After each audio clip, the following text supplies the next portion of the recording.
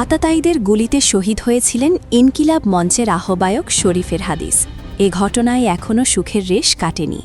এবার একই কায়দায় এক এনসিপি নেতা গুলিবিদ্ধ হওয়ার ঘটনায় যেন আবারও আতঙ্ক ছড়িয়েছিল।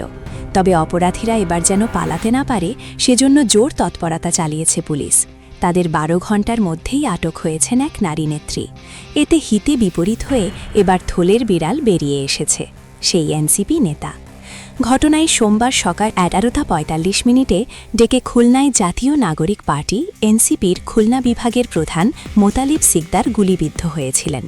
আগে ছিল আর তাকে তাৎক্ষণিকভাবে হাসপাতালে নিলেও চিকিৎসকরা তাকে শঙ্কামুক্ত ঘোষণা করেছেন। এছাড়াও প্রাথমিক তদন্তে এ ঘটনায় রাজনৈতিক ও প্রাসঙ্গিকতা পায়নি পুলিশ। এরপর পুলিশের তদন্তে উঠে আসে সেই নেতার বিরুদ্ধে চাঞ্চল্যকর তথ্য। শুরুতে মোতালেবকে রাস্তায় গুলিবিদ্ধ হওয়ার কথা বলা হলেও এ ব্যাপারে নিশ্চিত করে জানিয়েছে যে ইনি আসলে মুক্তা নামের একটি বাসার নিচ তলায় গুলিবিদ্ধ হয়েছেন।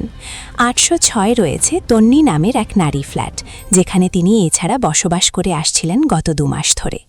জানা গেছে গত ১ নভেম্বর বাড়ি থেকে একটি ফ্ল্যাট ভাড়া নিয়েছিলেন তন্নি, আর রোববার রাত থেকে মোতালেব ওই বাসাটিতে অবস্থান করছিলেন।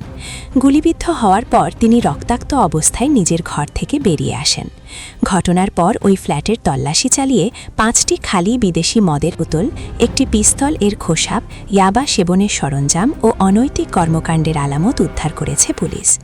এছাড়াও তিনি নিজেকে এনজিও কর্মী পরিচয় দিয়ে এবং স্বামী স্ত্রী থাকবেন বলে ঘরটি ভাড়া নিয়েছিলেন, কিন্তু ভাড়া নেয়ার পর সেখানে বহিরাগত পুরুষদের আনাগোনা বেড়ে যাওয়ায় তাকে ইতোমধ্যেই বাড়ি ছাড়ার নোটিশ দেওয়া হয়েছিল।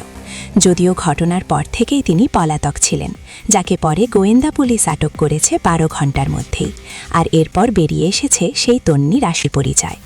এই ঘটনায় আত্মনিবেদনের রাজনৈতিকভাবে প্রভাবশালী গত ৪ অক্টোবর অ্যাডভোকেট তারিকুল ইসলাম ও ডাক্তার জাহিদুল ইসলামের সই করা জাতীয় যুবশক্তির খুলনা জেলা কমিটিতে ১ নম্বর যুগ্ম সচিবের পদ পেয়েছিলেন তিনি।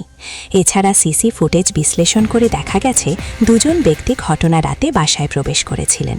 তদন্তে আরও জানা গেছে আহত এনসিপি নেতা মোতালেব এর আগে খুলনার শীর্ষ সন্ত্রাসীর গ্রেনেড ব্যবহার অনুসারে সৌরভ ও তার সহযোগীদের চালানো হতে পারে।